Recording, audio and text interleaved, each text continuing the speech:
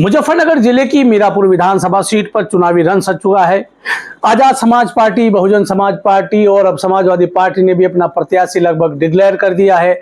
ऐसे में भाजपा आरएलडी गठबंधन के चलते रालोद के खाते में आई ये विधानसभा सीट पर कौन चुनाव लड़ेगा, इसको लेकर सर्वाधिक चर्चा है। हालांकि चर्चा है कि यहां से राष्ट्रीय लोकदल किसी गुजर प्रत्याशी को लड़ा सकता है, मलूक नागर या याशिका चौहान। लेकिन इस खबर के बीच में यह भी चर्चा है कि अगर राष्ट्रीय लोकदल ने इस बार मीरापुर विधानसभा सीट पर गुजर समाज से कोई प्रत्याशी दिया तो राष्ट्रीय लोकदल में बगावत हो सकती है, राष्ट्रीय लोकदल का वोटर नाराज हो सकता है और राष्ट्रीय लोकदल को हार का सामना भी करना पड़ सकता है। क्यों गुजर प्रत्याशी आने के बाद राष्ट्रीय लोकदल में बगावत होगी, क्यों राष्ट्रीय लोकदल का कार्यकर्ता हताश हो जाएगा, ये सब जानने के लिए आप हमारी वीडियो एंड तक देखिए, आखिर तक देखिए। और मैं राशिद अली हूं, आप हमारा चैनल खोजी न्यूज देख रहे हैं। आपसे रिक्वेस्ट है, अनुरोध है, इल्तजा है कि आप हमारे चैनल खोजी न्यूज को लाइक करें, सब्सक्राइब करें और कमेंट्स बॉक्स में कमेंट करके जरूर बताएं आपको हमारी ये वीडियो, ये खबर, ये स्टोरी कैसी लगी। अब हम आपको विस्तार से बताएंगे कि क्यों आरएलडी से गुजर प्रत्याशी आता है तो राष्ट्रीय लोकदल में क्यों खलबली मच जाएगी, क्यों राष्ट्रीय लोकदल चुनाव हार सकती है। दरअसल सबसे पहले हम बात करेंगे साल 2022 की। साल 2022 में समाजवादी पार्टी और राष्ट्रीय लोकदल का गठबंधन था। समाजवादी पार्टी के नेता होने के बावजूद चंदन चौहान ने राष्ट्रीय लोकदल के टिकट पर चुनाव लड़ा। चंदन चौहान चुनाव जीत गए। इसके बाद 2022 में खतौली विधानसभा सीट है जो मीरापुर से लगती हुई विधानसभा सीट पर है, उस पर भाजपा के विक्रम सैनी ने चुनाव जीता था। एक मामले को लेकर विक्रम सैनी को 2 साल से अधिक की सजा हुई। विक्रम सैनी को सजा हुई तो उनकी सदस्यता चली गई। तब खतौली विधानसभा सीट पर उपचुनाव हुआ और समाजवादी पार्टी ने ये सीट राष्ट्रीय लोकदल को दे दी। राष्ट्रीय लोकदल ने लोनी के रहने वाले मदन भैया को खतौली विधानसभा सीट पर अपना सिंबल दिया और उन्हें चुनावी मैदान में उतार दिया। मदन भैया के लिए खुद जयंत चौधरी ने खतौली विधानसभा सीट पर डोर टू डोर दौरा किया, चुनाव प्रचार किया और भारतीय जनता पार्टी की सरकार होते हुए भी मदन भैया को जयंत चौधरी चुनाव जिता ले गए। इसके बाद साल 2024 का लोकसभा चुनाव आता है, लेकिन तब तक समीकरण बदल जाते हैं। समीकरण क्यों बदलते हैं? इस बार समाजवादी पार्टी को छोड़कर जयंत चौधरी ने भारतीय जनता पार्टी से हाथ मिलाया और साल 2024 का लोकसभा चुनाव भाजपा के साथ गठबंधन करके लड़ने का ऐलान किया। ऐसे में राष्ट्रीय लोकदल के खाते में बिजनौर लोकसभा सीट आई और बिजनौर लोकसभा सीट पर मीरापुर से विधायक चंदन चौहान को आरएलडी ने अपना टिकट दे दिया। चंदन चौहान ने चुनाव लड़ा। राष्ट्रीय लोकदल और भाजपा प्रत्याशी के रूप में चंदन चौहान के मैदान में आने के बाद समाजवादी पार्टी के मुखिया अखिलेश यादव ने दीपक सैनी को चुनावी मैदान में उतारा। दीपक सैनी ने पीडीए फार्मूले को अपनाते हुए, खासकर मीरापुर विधानसभा की हम बात करेंगे, वहां भी अति पिछड़ों में समाजवादी पार्टी के लिए सेंध लगा दी। जो अति पिछड़े लोग समाजवादी पार्टी के प्रत्याशी को वोट नहीं करते थे, उन्होंने कहीं ना कहीं दीपक सैनी को वोट की और दीपक सैनी मात्र 28,000-30,000 वोटों के अंतर से चंदन चौहान से चुनाव हारे। वो भी इसलिए हारे क्योंकि बसपा से लड़ने वाले चौधरी विजेंद्र सिंह ने मुस्लिम मतों में सेंध लगा दी थी, नहीं तो कहीं ना कहीं दीपक सैनी इस पीडीए फार्मूले के तहत चुनाव जीत सकते थे। चंदन चौहान के सांसद बन जाने के बाद जब उन्होंने विधायक पद से इस्तीफा दिया, तब से तय माना जा रहा था कि मीरापुर विधानसभा सीट पर उपचुनाव होना है। ऐसे में राष्ट्रीय लोकदल की दावेदारी इसलिए भी प्रबल थी क्योंकि राष्ट्रीय लोकदल का यहां से विधायक था, तो राष्ट्रीय लोकदल के कई लोगों ने प्रबल दावेदारी अपनी शुरू की। राष्ट्रीय लोकदल में कई बड़े नाम टिकट मांग रहे थे। अजीत राठी राष्ट्रीय लोकदल के बहुत पुराने कर्मठ कार्यकर्ता हैं। प्रभात तोमर, अगर मुस्लिम उम्मीदवार के तौर पर देखें तो गज्जू पठान, नूर सलीम राणा, राव वारिस भी कहीं ना कहीं दावेदार थे। लेकिन आखिर में सुई अटकी के राष्ट्रीय लोकदल किसी गुजर प्रत्याशी को चुनावी मैदान में उतारेगा। गुजर 2 नाम सबसे तेजी से राष्ट्रीय लोकदल में चले, मलूक नागर और सांसद चंदन चौहान की पत्नी याशिका चौहान। दोनों गुजर समुदाय से आते हैं। जैसे चर्चा चली, धीरे धीरे ये चर्चा खाली याशिका चौहान पर आकर टिक गई।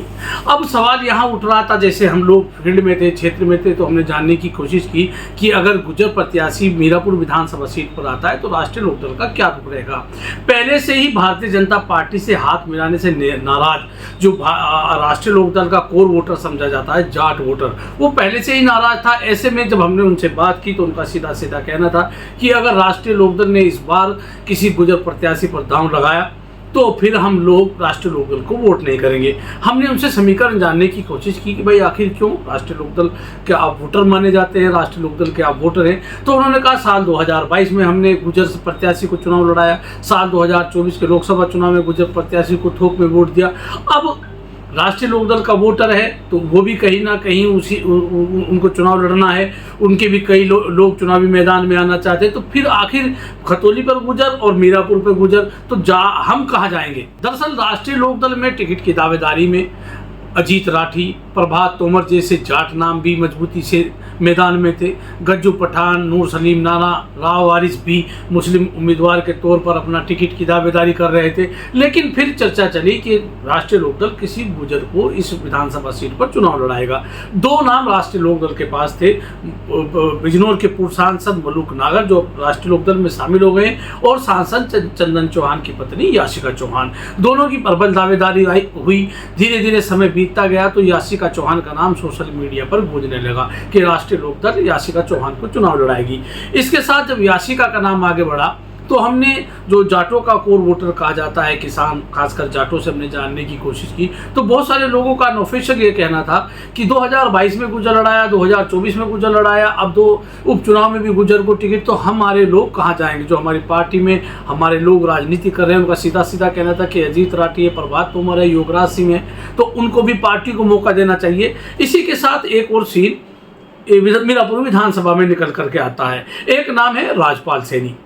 वैसे तो पहले वो राष्ट्रीय लोकदल में थे, लेकिन बीच में भारतीय जनता पार्टी में शामिल हो गए और पिछड़ों के बड़े नेता के तौर पर राजपाल सैनी का नाम इस जिले में मजबूती से है। दूसरा, राजपाल सैनी मीरापुर की जो पहले मोरना विधानसभा सीट नाम हुआ करता उससे विधायक भी चुने गए, राज्यसभा के सांसद भी रहे। तो राजपाल सैनी का नाम बीजेपी की तरफ से आया, लेकिन चूंकि राष्ट्रीय लोकदल के खाते में ये सीट चली गई, सूत्रों का ये भी कहना है कि भारतीय जनता पार्टी ने ही अपना राजपाल सैनी का नाम आगे बढ़ाया कि राष्ट्रीय लोकदल उसे अपना संबल दे और राजपाल सैनी को चुनाव लड़ाया जाए। राजपाल सैनी को चुनाव लड़ाने के पीछे भारतीय जनता पार्टी की अपनी एक सोच है। वो सोच क्या है, 2024 के लोकसभा चुनाव में दीपक सैनी को जिस तरह से अति पिछड़ों का वोट मिला उसको लेकर भाजपा चिंतित है और भाजपा चाहती है किसी अति पिछड़े को मीरापुर विधानसभा सीट पर चुनाव लड़ाया जाए। क्योंकि अति पिछड़ा कहीं ऐसा ना हो कि समाजवादी पार्टी की तरफ चला जाए। इधर चर्चा है कि बहुजन समाज पार्टी भी रणवीर सैनी जो पत्रकार रह चुके हैं उनको टिकट दे सकती है लास्ट टाइम में। तो रणवीर सैनी, भाजपा को ये भी चिंता है कि अगर रणवीर सैनी का बसपा से टिकट हुआ और राष्ट्रीय लोकदल ने किसी गुजर को टिकट दे दिया तो ऐसा ना हो कि रणवीर दीपक सैनी की तरह रणवीर सैनी पर भी गुजर जो अति पिछड़ा वोटर है वो चला जाए। तो इसीलिए भारतीय जनता पार्टी ने बताया भी जाता है कि खुद मुख्यमंत्री योगी आदित्यनाथ ने राजपाल सैनी का नाम आगे किया।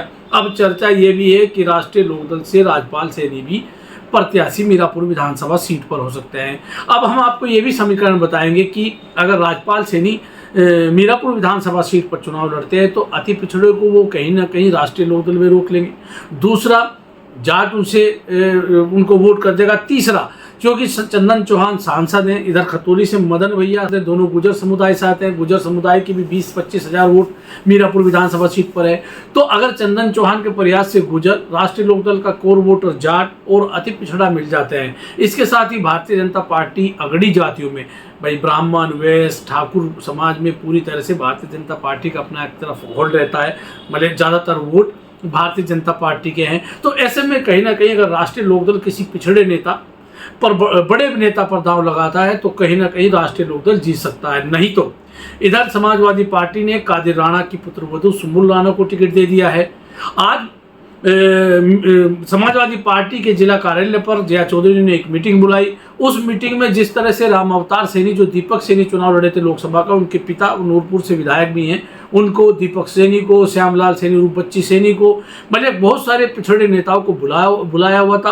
और बूथ वाइज अति पिछड़ा जो वोटर दीपक सैनी को मिला था वो कैसे समाजवादी पार्टी की सुमुल राणा को मिले, इसके लिए पूरी रणनीति तय की गई। तो समीकरण यहाँ समझने की यह है कि अगर गुजर समुदाय पर राष्ट्रीय लोकदल दांव लगाता है तो कहीं ना कहीं उसके लिए नुकसानदायक हो सकता है। हाँ, क्यों नुकसानदायक, इसके अभी मैंने बताया था कि रणवीर सैनी भी कहीं ना कहीं अगर बसपा से टिकट लाते हैं तो पिछड़ों में वो भी अपनी बहुत दिनों से लगातार घूम रहे हैं, पिछड़े समाज के लोगों को जागरूक करने में लगे हैं अपनी तरफ से कि मुझे वोट दो, मैं चुनाव लड़ूंगा।